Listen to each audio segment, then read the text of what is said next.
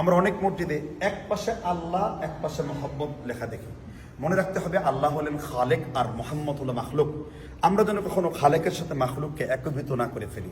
আপনারা শিরক বিদআত থেকে দূরে থাকবেন। সে বলতেছে একদিকে আল্লাহর নাম আর একদিকে মুহাম্মাদের নাম, এইটা থাকতে পারে না। কারণ আল্লাহ হচ্ছে সৃষ্টিকর্তা, মুহাম্মাদুর রাসূলুল্লাহ উনি হচ্ছেন সৃষ্টি। স্রষ্টা আর সৃষ্টি এক হইতে পারে না, কারণ স্রষ্টা সৃষ্টি একসাথে হলে পাশাপাশি লিখলে এইটা শিরক হয়ে যাবে।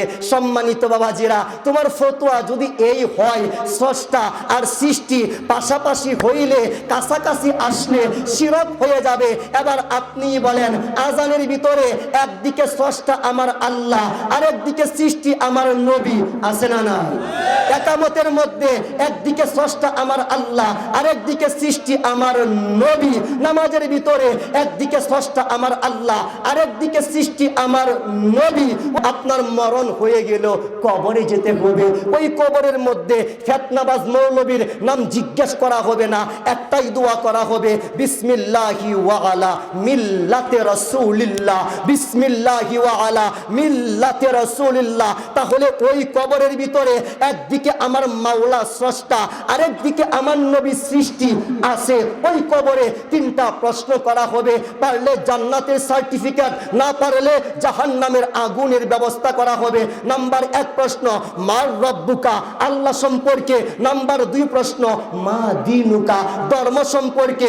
প্রশ্ন কিন্তু শেষ হয় নাই, ফাইনাল প্রশ্ন নামাজ নিয়ে হবে না, ধর্ম নিয়ে হবে না, আল্লাহ নিয়ে হবে না। ফাইনাল প্রশ্ন কি? মা কুনতা তাকুলু ফি হাক্কি হাযার রাজুল, মা কুনতা তাকুলু ফি হাক্কি হাযার রাজুল, মা কুনতা তাকুলু ফি হাক্কি হাযার রাজুল। ওই যে দেখতেছো একজন নূরের চেহারাওয়ালা ব্যক্তি, দুনিয়ার জমিনে ওনার সম্পর্কে কি বলতা, কি বলতা, কি বলতা? আজকে যদি চিনতে পারো জান্নাতের দরজা ওপেন করা হবে, না চিনতে পারলে জাহান্নামের দরজা ওপেন করা হবে।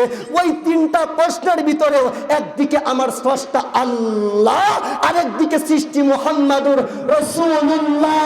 দেখেন, যেই ব্যক্তি বলতেছে স্রষ্টার পাশে সৃষ্টি বসাইলে শিরক হবে, হারাম হবে, ওই ব্যক্তির ফতোয়া কি আমার উপরে পড়লো নাকি আল্লাহর উপরে পড়লো?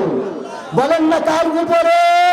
আল্লাহ তো নামাজের ভিতরে নিজের পাশে বন্ধুকে রাখছে, আজানের মধ্যে নিজের পাশে বন্ধুকে রাখছে, একামতের মধ্যে নিজের পাশে বন্ধুকে রাখছে, কবরের ভিতরে নিজের পাশে বন্ধুকে রাখছে, তাওরাতের ভিতরে নিজের পাশে বন্ধুকে রাখছে, ইনজিলের ভিতরে নিজের পাশে বন্ধুকে রাখছে।